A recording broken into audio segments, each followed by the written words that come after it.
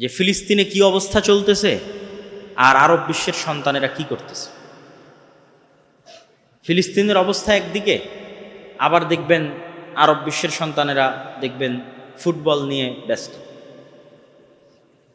তারা যে জ্ঞান বিজ্ঞানে অর্জন করবে, বড় হবে কিছু, এটা তাদের মাথায় নাই। ঠিক তার বিপরীতে যখন ইহুদিদের দেখবেন তাদের একটাই টার্গেট, পড়াশোনা করো, বড় হোক। আর আমরাও যারা এখানে পড়তে আসছি, আমরা যদি এরকম মাদকতার মধ্যে, জুয়ার মধ্যে, অবৈধ সম্পর্কের মধ্যে ব্যস্ত থাকি, আমাদের প্রোডাক্টিভিটি কমবে। এবং আমরা কখনোই এই হাজী দানেশ বিজ্ঞান ও প্রযুক্তি বিশ্ববিদ্যালয় বিশ্বের আরেকটা বিশ্ববিদ্যালয়কে টেক্কা দিতে পারবে না। জ্ঞানে এবং বিজ্ঞানে টেক্কা দিতে হলে অবশ্যই পড়া লাগবে, জ্ঞান অর্জন করতে হবে, মাদকতা, অবৈধ সম্পর্ক, নেশা, জুয়া এগুলো থেকে বিরত থাকতে হবে। আপনি ইংল্যান্ডে গেলে দেখবেন, ট্রেনে উঠলেও দেখবেন তারা বই পড়ে, বাসে উঠলেও দেখবেন বই পড়ে, বিমানে উঠলেও দেখবেন বই পড়ে। আর আমাদের এখানে বই পড়ার কালচার দেখবেন না। ইংল্যান্ডের কোনো ইউনিভার্সিটিতে যদি 10 জন ছেলে এবং মেয়ে একসাথেও বসে থাকে, তবুও ওখানে গ্রুপ স্টাডি হচ্ছে। 90% সম্ভাবনা গ্রুপ স্টাডি হচ্ছে। আর আপনার হাজী দানেশে যদি কোথাও ছেলে মেয়ে একসাথে বসে থাকে, তাহলে সেখানে প্রেম আলাপ হচ্ছে। যদিও তাদের গ্রুপ স্টাডির লক্ষ্য এবং উদ্দেশ্য ভিন্ন, ঠিক আছে। কেননা কি লক্ষ্য উদ্দেশ্য সেটা আমি বলি, তাদের লাইফ স্টাইলটা এমন যান্ত্রিক যে সে কাজ না করলে খেতে পাবে না। আর কাজ করতে হলে তাকে শিখতে হবে, মানে বেঁচে থাকতে হলে, টিকে থাকতে হলে শিখতে হবে। আর আমাদের দেশ ধরেন অলস্যতার, রবীন্দ্রনাথ ঠাকুরও তো লিখে গেছে যে বাঙালিরা অলস। ফলত এখানে কাজ না করলেও খাওয়ার ব্যবস্থা আছে, বা কোনো না কোনোভাবে জীবন পার হয়ে যায়। রাজনীতি করলেও খাওয়ার ব্যবস্থা হয়, কোনো জ্ঞান অর্জন না থাকলেও এমপি মন্ত্রী হওয়া যায়, আর অসংখ্য ব্যবস্থাপনা আছে। কিন্তু ওখানে সে কিন্তু দিনের খাতিরে করতেছে এটা না, ও না শিখলে, না পড়লে ওর না খেয়ে মারা যেতে হবে। বেঁচে থাকতে হলে শিখতে হবে, পড়তে হবে, আর একজনের গায়ের ওপর লাফ দিয়ে প্রতিযোগিতা করে টিকে থাকতে হবে। এইটা যারা প্রবাসে গেছে তারা আরও ভালো বোঝে। দেশে কোনো দিন কাজ করেনি, কিন্তু ঠিকই প্রবাসে গিয়ে 16 ঘন্টা কাজ করে। কেন? ও জানে এখানে 16 ঘন্টা কাজ না করলে খেতে পাবে না।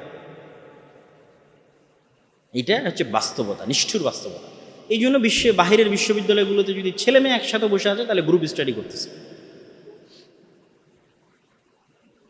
তো আমাদেরকে জ্ঞানকে গুরুত্ব দিতে হবে, স্টাডিকে গুরুত্ব দিতে হবে। এবং আমি যেটি তুলে ধরতে চাচ্ছিলাম যে দুটি বিষয়ে, মাদকতা এবং নেশা আর অবৈধ সম্পর্ক। অবৈধ সম্পর্কটা কিসের সাথে সম্পৃক্ত? পরিবারের সাথে সম্পৃক্ত।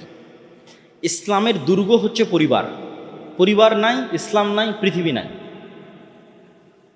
এই জন্য পরিবার টিকিয়ে রাখে বৈধ বিবাহ, পরিবার প্রথা টিকিয়ে রাখে বৈধ বিবাহ।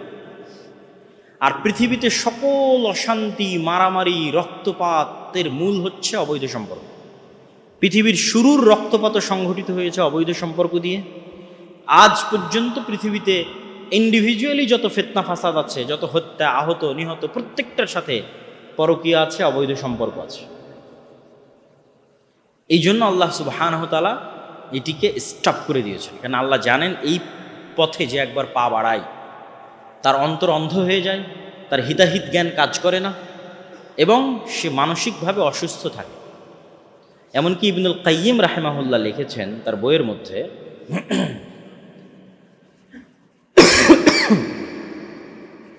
যে মানুষ আল্লাহ সুবহানাহু ওয়া তাআলাকে পরিপূর্ণ ভালোবাসতে পারবে না, রাসূল সাল্লাল্লাহু আলাইহি ওয়াসাল্লামকে পরিপূর্ণ ভালোবাসতে পারবে না, যার অন্তরে আর তৃতীয় কোনো ব্যক্তি বা বস্তুর ভালোবাসা জায়গা করে আছে। পরিপূর্ণ ভালোবাসতে পারবে না আল্লাহ এবং আল্লাহ রাসূলকে। যে অর্থের মোহে পাগল, ক্ষমতার মোহে পাগল, অথবা নারীর মোহে পাগল, ও আল্লাহ এবং আল্লাহ রাসূলকে ভালোবাসতে পারবে, অনুসরণ করতে পারবে না, গুরুত্ব দিতে পারবে না। এই জন্য ইবনুল কাইয়িম বলেছেন, আগে অন্তরকে এই ধরনের যে রোগ ব্যাধিগুলো আছে, এই সমস্ত ভালোবাসা থেকে মুক্ত রাখতে হবে। তাহলে অন্তর পরিষ্কার থাকবে, স্বচ্ছ থাকবে, ওই অন্তরে আল্লাহ এবং আল্লাহ রসুলের ভালোবাসা জায়গা করে নেবে। আর এই জন্যই আল্লাহ সুবহানাহু ওয়া তাআলা বলেছেন, লা তাকরাবুজ জিনা, অবৈধ সম্পর্ক করিও না, এটি বলেননি, তার নিকটবর্তীও হয়েও না। গান বাজনা কেন হারাম? আপনি বলেন কেন হারাম? গান বাজনা এই জন্য হারাম যে গান শুনলে অবৈধ সম্পর্কের প্রতি উৎসাহিত হয় মানুষ, এই জন্য হারাম। প্রত্যেক যে রাস্তা শিরকের দিকে যায় তা হারাম, প্রত্যেক যে রাস্তা অবৈধ সম্পর্কের দিকে যায় তা হারাম। ছবি মূর্তি কেন হারাম? লজিক কি? লজিক একটাই, আজকে যদি আমি ছবি মূর্তি তৈরি করি, কালকে এখান থেকে শিরকের উত্থান হবে। কবর কেন উঁচু করা যাবে না? কবর কেন পাকা করা যাবে না? লজিক কি? লজিক একটাই, আজকে কবর পাকা হলে, আজকে কবর উঁচু হলে, কালকে এখানে কবরের ইবাদত হবে, শিরক শুরু হবে। তাহলে প্রত্যেক যে রাস্তা শিরকের দিকে যায় ওর থেকে 100 কিলোমিটার 500 কিলোমিটার দূরে থাকো। ঠিক প্রত্যেক যে রাস্তা অবৈধ সম্পর্কের দিকে যায় তার থেকে 500-1000 কিলোমিটার দূরে থাকো। এই জন্য গান শুনিও না, এই জন্য অশ্লীল দৃশ্য দেখিও না, এই জন্য চক্ষু নিচু রাখো, অসংখ্য বিধিবিধান দেওয়া আছে। এই জন্য মেয়েদের বলা আছে পর্দা করো, কেন এই প্রত্যেকটা রাস্তা অবৈধ সম্পর্কের দিকে উৎসাহিত করে। যদি সমাজে পর্দা না থাকে, এটি অবৈধ সম্পর্ককে প্রমোট করে। যদি সমাজে বিবাহ কঠিন হয়, তাহলে অবৈধ সম্পর্ককে প্রমোট করে। তাহলে প্রত্যেক যে রাস্তা ওই দিকে যাবে সে রাস্তাগুলো হারাম। এই জন্য ইসলামে বাল্য বিবাহ বলে কিছু নাই। বাল্য প্রেম এবং বাল্য জেনা থাকতে পারে, কিন্তু বাল্য বিবাহ বলে কিছু নাই। বিবাহ সবসময় সুন্নাত। আর প্রত্যেক যে রাস্তা বিবাহকে কঠিন করে, সেই কঠিন রাস্তাই অবৈধ সম্পর্ককে প্রমোট করে। তো আমরা যদি আমাদের ব্যক্তি জীবন, পারিবারিক জীবন, রাষ্ট্রীয় জীবন শান্তি এবং ফিতনা ফাসাদ মুক্ত রাখতে চাই এবং শান্তি প্রিয় রাখতে চাই, এবং আমাদের অন্তরকে আল্লাহ সুবহানাহু ওয়া তাআলার ইবাদতের জন্য, আল্লাহ সুবহানাহু ওয়া তাআলার ভালোবাসার জন্য উন্মুক্ত রাখতে চাই, আমাদের ব্রেইনের প্রোডাক্টিভিটি বাড়াতে চাই, জাতি দেশ হিসেবে উন্নত হতে চাই, পৃথিবীতে সমাজে দেশে পরিবারের জন্য কোনো কন্ট্রিবিউশন করতে চাই, তাহলে এই যে অবক্ষয়ের যে মাত্রাগুলো আছে এগুলো থেকে আমাদের বের হয়ে আসতে হবে। আর এগুলো থেকে বের হয়ে আসার জন্য যে দুইটা কাজ দিয়েছি, এই দুইটা কাজ অনেক ইফেক্টিভ, অনেক কার্যকরী। আল্লাহ সম্পর্কে জানা, পরকালের প্রতি বিশ্বাস দৃঢ় করা, আল্লাহর প্রতি বিশ্বাস দৃঢ় করা। আর প্রত্যেকটা সমস্যার সমাধান সালাত। মদ পান করছে, সমস্যার সমাধান সালাত। অবৈধ সম্পর্কে আছে, সমস্যার সমাধান সালাত। বিড়ি সিগারেট খায়, সমস্যার সমাধান সালাত। আল্লাহ সুবহানাহু ওয়া তাআলা আমাদেরকে, আমাদের যুবক সমাজকে অবক্ষয়ের হাত থেকে উত্তরণ করতো, আমাদেরকে এই সালাত এবং আল্লাহ সুবহানাহু ওয়া তাআলার প্রতি বিশ্বাস, পরকালের প্রতি বিশ্বাস দৃঢ় করতো।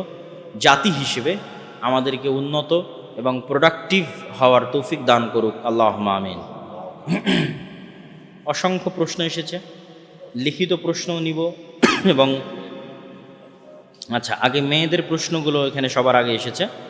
বাসায় বলার পরও বিয়ে না দিয়ে জবের পর মেয়েকে বিয়ে দেওয়ার ডিসিশন নেয় বাবা মা।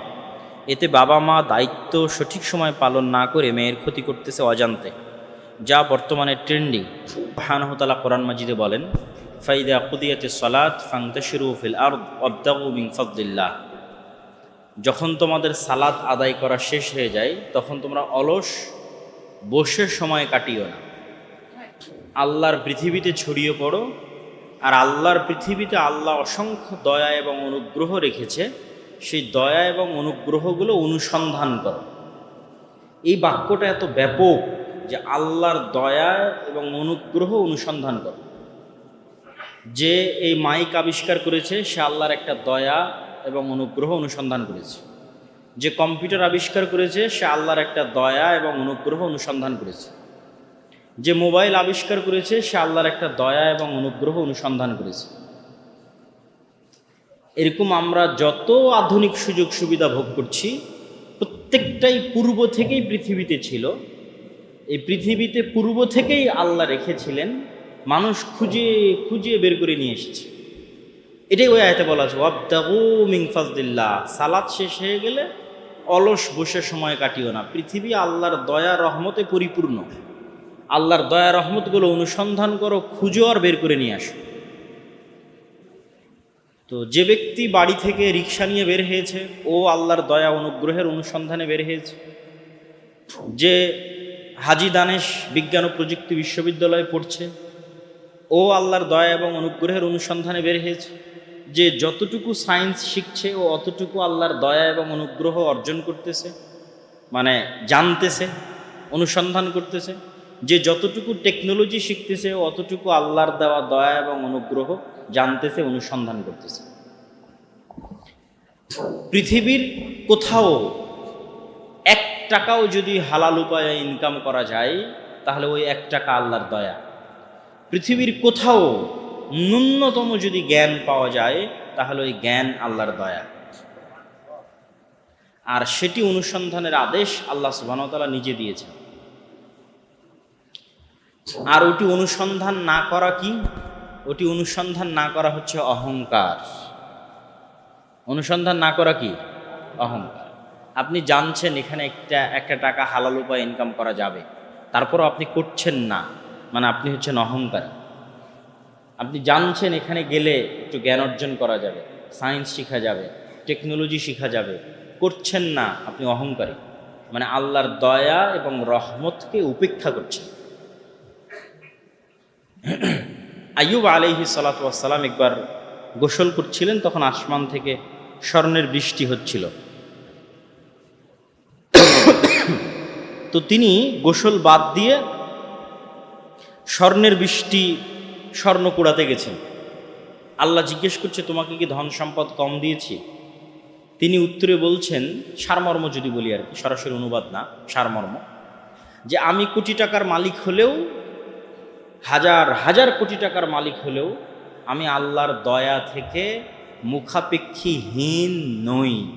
মানে কোটি টাকার মালিক হওয়ার পর আমি আল্লাহর দয়ার মুখাপেক্ষী। এটি কিন্তু আল্লাহ মুসা আলাইহিস সালামকে শিক্ষা দিয়েছিলেন। তুমি কত বড় জ্ঞানী মুসা? বলে আমি সবচেয়ে জ্ঞানী।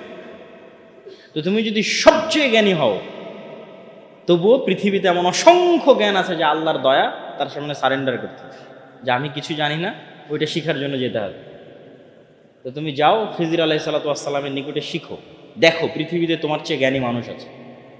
মুসা আলাইহিস সালাম যদি খিজির আলাইহিস সালাতু ওয়াস সালামের কাছে শিখার জন্য না যেতেন, তিনি কি প্রমাণিত হতেন? অহংকারী, আল্লাহর দয়াকে উপেক্ষাকারী। তাহলে হাজী দানেশ বিজ্ঞান ও প্রযুক্তি বিশ্ববিদ্যালয়ে পড়তে এসে আমি যদি ভালো মতো সায়েন্স আর টেকনোলজি না শিখি, তাহলে আমি কি প্রমাণিত হব? আল্লাহর দয়াকে উপেক্ষাকারী একজন অহংকারী। আর যদি খুব মনোযোগ দিয়ে সায়েন্স অ্যান্ড টেকনোলজি শিখি, তাহলে প্রচুর পরিমাণে আল্লাহর দয়া অনুসন্ধানকারী। এবং এইভাবে আপনি আপনার জীবনের প্রত্যেকটা ধাপকে পরকালের জন্য ওয়াকফ করে দিতে পারবেন, মানে আল্লাহর সন্তুষ্টির জন্য ওয়াকফ করে দিতে পারবেন।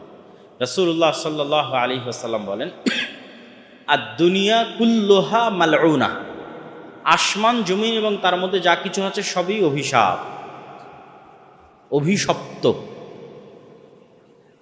ভয়ঙ্কর কথা, আসমান জমিন এবং তার মধ্যে সবই অভিশপ্ত।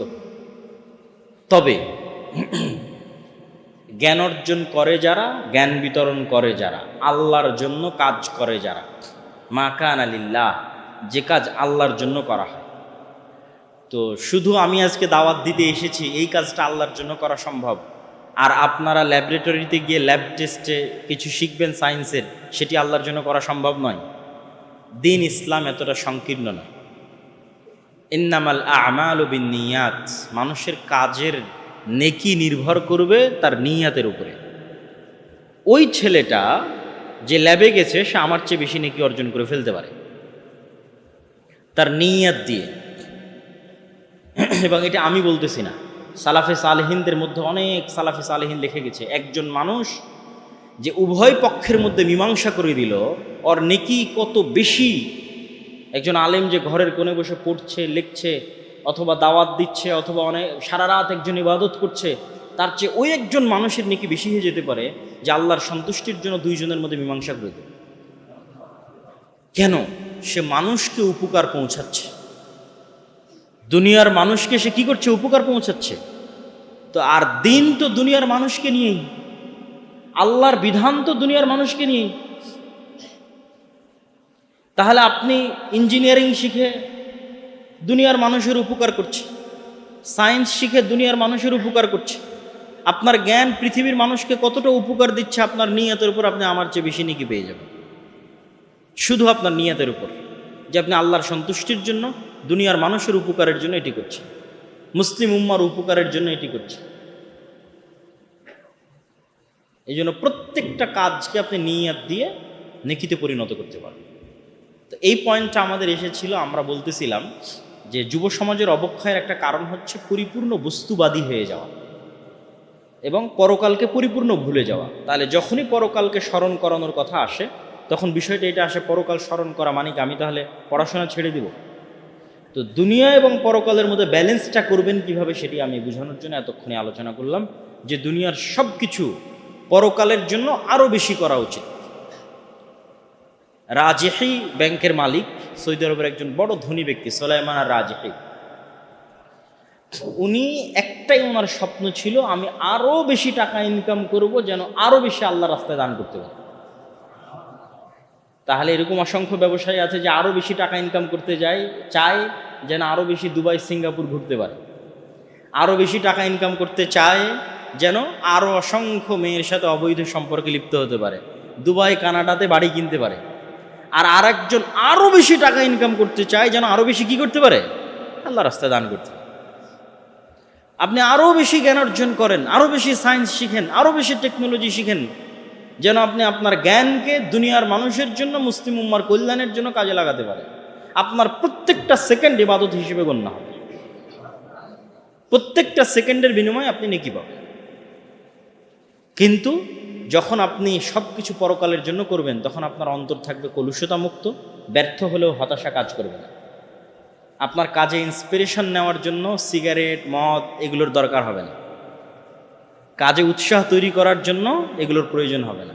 আপনার অন্তর থাকবে স্বচ্ছ, ফ্রেশ, পরিষ্কার, আল্লাহর সন্তুষ্টির জন্য। আপনার চেয়ে দুনিয়াতে শান্তি প্রিয়, আপনার চেয়ে দুনিয়াতে শান্তিতে বসবাস করে, আরামে বসবাস করে, প্রশান্তিতে বসবাস করে, এরকম মানুষ পৃথিবীতে খুঁজে পাওয়া যাবে না। যদি আপনার পুরো অন্তরটা পরকালের জন্য হয়ে যায়, তাহলে যুব সমাজ যারা অবক্ষয়ের, অধপতনের অতল গহ্বরে চলে গেছে, তাদের বাঁচার আপাতত প্রাথমিক অবস্থায় আমরা দুটো মূল রাস্তা বলতেছি। এক, সালাত আদায় করতে হবে। এই জন্য কাউকে যখন আপনি দেখছেন সিগারেট খেতে, তাকে ডাইরেক্ট সিগারেট কা হারাম এই ফতোয়া দিয়ে রাগান্বিত করার দরকার নাই। তাকে বলেন যে ভাই চলেন আজকে সালাত আদায় করি। এই সালাত আদায় করাটা শয়তানের বিরুদ্ধে যুদ্ধ। ও সিগারেট তো খাচ্ছে শয়তানের গোলামি করার কারণে।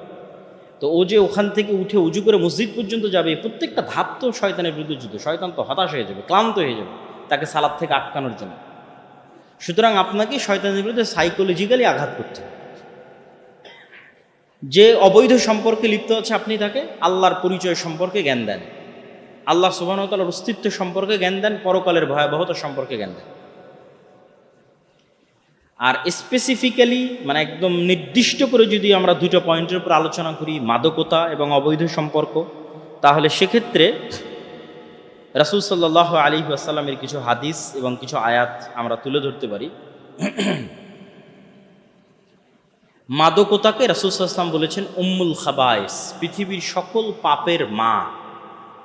বানু ইসরাইলের একজন ব্যক্তির ঘটনা সহিহ সূত্রে বর্ণিত আছে যে তাকে একজন মেয়ে প্রলোভন দিয়ে তার বাড়িতে নিয়ে গেছে। যেহেতু সময় কম, আমি শর্টকাটে বলতেছি, আরবি ইবারত ছাড়াই। নিয়ে গিয়ে বলতেছে আমি তোমাকে এখানে 3টা কাজের জন্য রেখেছি, 3টের যে কোনো একটা তোমাকে করতে হবে। হয় আমার সাথে অবৈধ সম্পর্ক, জেনা, ব্যভিচারে লিপ্ত হতে হবে, নাউজুবিল্লাহ। না হয় এখানে একটা মানুষ আছে তাকে হত্যা করতে হবে, ছোট বাচ্চা আছে তাকে হত্যা করতে হবে, আর না হয় এই পাত্রে একটা মদ আছে সেটি পান করতে হবে। তখন ওই ব্যক্তি ভাবলো এই 3টার মধ্যে সবচেয়ে সহজ এবং আমি নিজে বেঁচে থাকতে পারবো মদ। তাহলে আমি মেয়ের সাথে পাপ করা থেকেও বেঁচে গেলাম, একটা নিরপরাধ মানুষকে হত্যা করা থেকেও বেঁচে গেলাম। এবং তখন সে মদের পেয়ালাটা গ্রহণ করলো এবং পান করলো, এবং মদের পেয়ালা পান করার পর তার হিতাহিত জ্ঞান হারিয়ে ফেললো। সে ওই মেয়ের সাথে ব্যভিচারেও লিপ্ত হলো, ওই মানুষকে হত্যাও করলো। এই জন্য রাসূল সাল্লাল্লাহু আলাইহি ওয়াসাল্লাম বলেছেন নেশা হচ্ছে উম্মুল খাবায়েস, সকল পাপের মা। আত্মহত্যা পর্যন্ত করে ফেলতে পারে মানুষ যদি সে নেশাগ্রস্ত। আর এক হাদিসে রাসূলুল্লাহ সাল্লাল্লাহু আলাইহি ওয়াসাল্লাম বলেন যে মূর্তি পূজা করা আর নেশা করা একই জিনিস। মানে যে মূর্তি পূজা করে ও যেমন অ্যাডিক্টেড এবং সে যেমন একটা শিরকের মতো গুনাহে লিপ্ত, ঠিক যে সিগারেট ছাড়া থাকতে পারে না, বিড়ি ছাড়া থাকতে পারে না, মদ ছাড়া থাকতে পারে না, সে যেন ইবাদত করে বিড়ির, সে যেন ইবাদত করে সিগারেটের, সে যেন ইবাদত করে মদের। এরকম আরও অসংখ্য আয়াত এবং হাদিস মাদকতা সম্পর্কে তুলে ধরা যাবে। রাসূলুল্লাহ সাল্লাল্লাহু আলাইহি ওয়াসাল্লাম বলেছেন যে দুনিয়াতে মদ পান করবে, নেশাদার দ্রব্য পান করবে, পরকালে তাকে এটি থেকে বঞ্চিত রাখা হবে। সালাফে সালেহিন এই হাদিসের ব্যাখ্যায় লিখেছেন যে মদ পানকারী ব্যক্তি যদি তওবাও করে, কেউ কেউ লিখেছেন, এটাতে দ্বিমত আছে, আমি এমনি বোঝানোর জন্য বলতেছি, মদ পানকারী ব্যক্তি যদি তওবাও করে তবুও পরকালে জান্নাতে তাকে জান্নাতের যে শারাব আছে সেটি পান থেকে বিরত রাখা, নিয়ামত থেকে বঞ্চিত রাখা।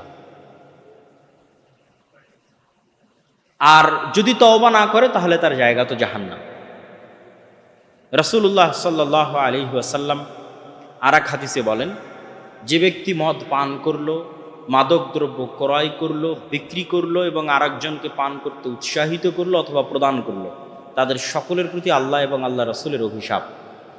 রাসূল আল্লাহ সুবহানাহু ওয়া তাআলা পবিত্র কোরআন মাজিদে বলেন, ইয়া আইয়ুহাল্লাযীনা আমানু, হে ইমানদারগণ, নিশ্চয় ইন্নাল খামরা ওয়াল মাইসিরা ওয়াল আনসাবা ওয়াল আজলামা রিজসুম মিন আমালিশ শাইতান। হে ইমানদারগণ, মদ, জুয়া, মূর্তি, এই তিনটা শয়তানের অস্ত্র। আমরা যে বারবার শয়তানের কথা বলি, এমনি বলি না, আল্লাহও কিন্তু বলতেছে শয়তানের অস্ত্র। আপনার কাছে মনে হয় শয়তানের অস্ত্র মানে কি কাল্পনিক কিছু বলতেছে? না, কাল্পনিক কিছু না। মদ শয়তানের অস্ত্র, জুয়া শয়তানের অস্ত্র, মূর্তি শয়তানের অস্ত্র। এই জন্য আপনি ইউরোপে যাবেন, একটা মানুষ 1 সপ্তাহ 5 দিনে যা ইনকাম করে, নাইট ক্লাবে মদের বাড়ি গিয়ে তা খরচ করে শেষ করে দেয়, অথবা জুয়ার আড্ডায় গিয়ে পাবে গিয়ে সেই জুয়ায় লিপ্ত হয়ে টাকাটি শেষ করে দেয়, উড়িয়ে দেয়। তাহলে শয়তান যদি মানুষকে জুয়ার নেশায় আর মদের নেশায় আসক্ত করে রাখতে পারে, ওকে পরিপূর্ণরূপে একটা ব্যর্থ মানুষে পরিণত করা শয়তানের জন্য কিছু না। তার মেধাশক্তি, তার চিন্তা শক্তি এবং তার প্রোডাক্টিভিটি সম্পূর্ণরূপে ধ্বংস করে দেওয়া শয়তানের জন্য কিছু না। সে কখনোই ব্রড পিকচার চিন্তা করতে পারবে না, বৃহত্তর দেশ ও জাতির স্বার্থে কিছু করতে পারবে না। তার চিন্তা ওই পর্যন্তই সীমাবদ্ধ। টাকা উপার্জন করবে, মদ খাবে, জুয়া খেলবে, টাকা উপার্জন করবে, মদ খাবে, জুয়া খেলবে, ওই সার্কেলের মধ্যে ঘুরপাক খেতে খেতে দুনিয়া থেকে বিদায় নেবে, অথবা আত্মহত্যা করে দুনিয়া থেকে বিদায় নেবে। সে কখনই ব্রড পিকচারে নিজের জন্য কিছু করবে, সন্তানের জন্য কিছু করবে, পরিবারের জন্য কিছু করবে, দেশের জন্য কিছু করবে, এই চিন্তা আসতেই পারে। এবং শয়তান এটাই চায়। এই জন্য আল্লাহ কোরআনে বলেছে মদ এবং জুয়া শয়তানের অস্ত্র। আজকে দেখবেন আমাদের অনলাইনে যুবকেরা জুয়ায় আসক্ত। ক্রিকেট, ফুটবল বিশ্বকাপ যখন হয় তখন জুয়ায় আসক্ত। আমি এমনি ইহুদিদের সাথে বা ইহুদিদের কথা তুলে ধরি না, এমনিতেই তুলে ধরি না, ইউরোপ সফর করার পরেই তুলে ধরি, তাদেরকে দেখার পরেই তুলে ধরি যে তারা ইহুদিরা তাদের সন্তান সন্ততিদের কিভাবে মানুষ করে, রেস্ট্রিক্টেড তাদের লাইফ কতটা, অবৈধ সম্পর্ক, মদ, জুয়া ইত্যাদি থেকে কতটা তারা তাদের সন্তান সন্ততিকে দূরে রাখার চেষ্টা করে। তারপরে স্মার্টফোন, এগুলোর নেশা। 18 বছর বয়স হওয়ার আগ পর্যন্ত শুধু গণিত চর্চা করো, বিজ্ঞান চর্চা করো, জ্ঞানী হও, সায়েন্টিস্ট হও, পৃথিবী শাসন করো। জ্ঞানী হলে পৃথিবী শাসন করা যায়। আর ইহুদিদের সবচেয়ে খারাপ দিক হচ্ছে তারা অন্যের কল্যাণ চায় না। আর মুসলমানদের সবচেয়ে ভালো দিক হচ্ছে মুসলমানেরা অন্যের কল্যাণ চায়। মুসলমানদের কাছে যখন জ্ঞান বিজ্ঞান ছিল, মুসলমানেরা কোনোদিন চেষ্টা করেনি আরেকটা উম্মত বা প্রজন্ম খারাপ হোক। মুসলমানেরা চেয়েছে আমাদের জ্ঞান সবাই নিয়ে যাক, সবাই ভালো হোক, সবাই শিখুক। আপনি ইসলামের ইতিহাসে কখনোই পাবেন না বাগদাদে বা কর্ডোবাতে জ্ঞান শিখতে যাওয়ার জন্য কোনো ছাত্রের কাছে টাকা চার্জ করা হয়েছে। ইউরোপ থেকে কেউ আসছে, তার কাছে টাকা চাওয়া হয়েছে, নন মুসলিম হওয়ার কারণে তাকে জ্ঞান দেওয়া হয়নি, এরকম কখনো পাবেন। কেন? মুসলমানেরা পৃথিবীর কল্যাণ চায়। কিন্তু ইহুদিদের সবচেয়ে খারাপ দিক হচ্ছে এরা শুধু নিজেরা ভালো হবে আর বাকিরা যেন খারাপ হয় তার জন্য ইনভেস্ট করবে। আজীব, নিজেরা 7টা 8টা 10টা করে বাচ্চা নেবে আর সারা পৃথিবীর মানুষ যেন 1টা 2টার বেশি বাচ্চা না নেয়, এই জন্য ইনভেস্ট করবে। এইটা আপনি যখন ইহুদি ফ্যামিলি দেখবেন তখন বুঝতে পারবেন যে কিরা আমরা তো আজীবন আমাদের বই পুস্তকে পড়ে আসলাম 1টি বা 2টির বেশি বাচ্চা নেওয়া যাবে না, তো ইহুদিদের কাছে দিকে 7টা 8টার করে বাচ্চা এক একজনের। কী ঘটনা! আমার কথা বিশ্বাস না হলে আপনি যে কোনো আমেরিকা, ইউরোপে বসবাসরত প্রবাসীকে জিজ্ঞেস করে খোঁজ নেবেন তার নিকটবর্তী কোনো ইহুদি ফ্যামিলির কয়টা বাচ্চা এখান থেকে উঠে গিয়ে, তখন আপনার মাথা ঘুরবে। ওরা নিজেরা কখনো নিজেদের মধ্যে সুদের লেনদেন করবে না। আজীব, ওরা পরস্পরে কর্জে হাসানা দিবে, মানে এক ইহুদি আর এক ইহুদিকে কর্জে হাসানা দিবে। কিন্তু সারা পৃথিবীর মানুষ যেন সুদ খায় তার জন্য সকল মেকানিজম ওরা করবে। এটাই হলো এদের সবচেয়ে খারাপ দিক, নিকৃষ্ট দিক। আমরা মুসলমানেরা হলে কি করতাম? আমরাও সুদ খেতাম না, দুনিয়ার মানুষও যেন অর্থনৈতিকভাবে স্বাধীন থাকে তার চেষ্টা করতাম। কিন্তু তাদের কথা হচ্ছে আমরা পরস্পরে সুদ খাবো না, কিন্তু সারা পৃথিবীর মানুষ যেন অর্থনৈতিক গোলাম হয়, এই জন্য সারা পৃথিবীতে সুদ ছড়িয়ে দাও। সুদের এমন ইকোসিস্টেম তৈরি করো যেন সুদ থেকে কেউ বেরিয়ে না হতে পারে। এই জন্য আপনি ইউরোপ আমেরিকায় গিয়ে সকল মানবাধিকার পাবেন, আইনের শাসন পাবেন, সকল সুযোগ সুবিধা পাবেন, কিন্তু আপনি সুদ মুক্ত জীবনযাপন করতে পারবেন না। এমন একটা ইকোসিস্টেম আছে, আপনি বাড়িও কিনতে পারবেন না সুদ ছাড়া, গাড়িও কিনতে পারবেন না সুদ ছাড়া, আপনার মোবাইলেরও ইন্স্যুরেন্স করা আছে, আপনার ওয়াইফাই রাউটারেরও ইন্স্যুরেন্স করা আছে, প্রত্যেকটা ধাপের পিছনে সুদ আছে। ফলত আপনি কি, আপনি অর্থনৈতিকভাবে পরাধীন এবং গোলাম। ফলত কখনো আপনি মুখ দিয়ে সত্য বলতে পারবেন না, সত্য উচ্চারণ করতে পারবেন না। সত্য বলতে একদম যেটা 100% ইসলামের ট্রুথ। একটা একটা এরিয়া আছে, যেই এরিয়ার বাইরে আপনি বের হতে পারবেন না। কেন? আপনি অর্থনৈতিকভাবে গোলাম। এটা ইহুদিরা প্রতিষ্ঠিত করে রেখেছে। তো ওটি বিষয়, তারা তাদের সন্ততিদেরকে বই দিবে, পড়াশোনা করাবে, বিজ্ঞান শিখাবে, আর সারা পৃথিবীর মানুষ যেন ক্রিকেট, ফুটবল, মদ, জুয়া ইত্যাদিতে ব্যস্ত থাকে, তার পিছনেও ইনভেস্ট করবে। এটি সবচেয়ে কষ্ট লাগে, আফসোস লাগে, যখন আরব বিশ্বের সন্তানদেরকে দেখি